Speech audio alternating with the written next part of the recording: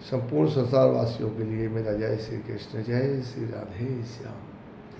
किन्हीं कारणोंवश गीता जी के श्लोकों में रुकावट आ गई थी, उसके लिए मैं क्षमा प्रार्थी हूँ।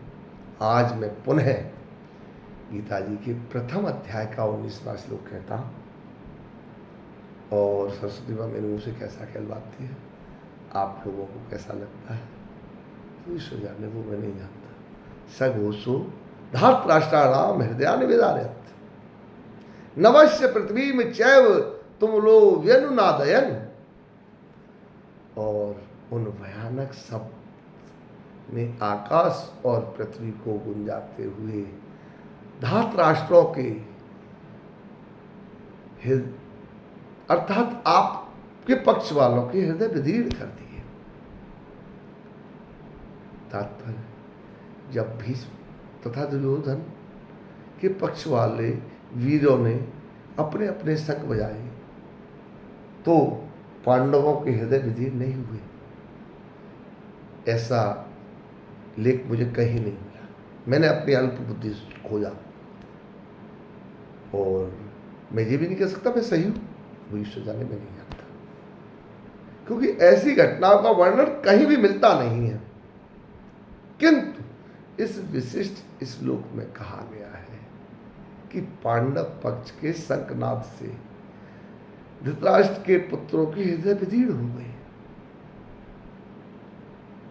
इसका कारण स्वयं पांडव और भगवान श्री कृष्ण में उनका विश्वास है।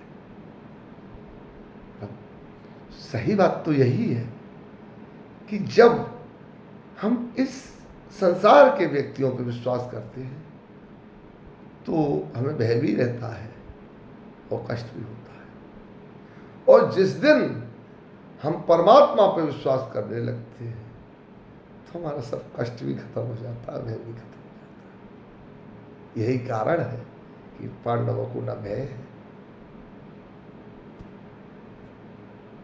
परमेश्वर की शरण ग्रहण करने के बाद कोई भी व्यक्ति जब परमेश्वर की शरण में चला जाता है तो उसे किसी प्रकार का भय नहीं रह जाता, चाहे वो कितना ही विपत्तियों से घिरा क्यों ना हो। इसलिए हमको सांसारिक कर्म भी करने चाहिए और प्रभु की शरण को अपना के भी तो कर्म कर सकते हैं। जैसे उदाहरण, थोड़ा समय लूंगा, उदाहरण जैसे एक किसी कंपनी का वर्कर या किसी फैक्ट्री का नौकर या सरकारी सर्वेंट एक अधिकार में काम करता है। इसी तरह से हम ईश्वर के अधिकार में काम क्यों नहीं कर सकते? हमारे मन में ये क्यों नहीं रहता कि हम ईश्वर के अधिकार में काम कर रहे हैं?